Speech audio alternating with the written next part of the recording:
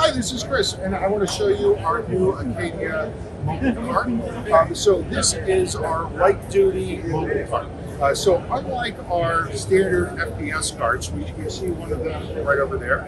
So that one over there would be more of a heavy-duty cart where you can roll it very easily around the building, over thresholds, even between buildings. And this over here is meant more for being able to really easily move within one space. So for example, you can very easily just turn it in different directions, right?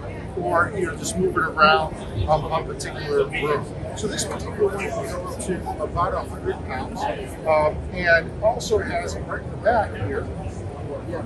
It has wire management, so it's a wire management raceway.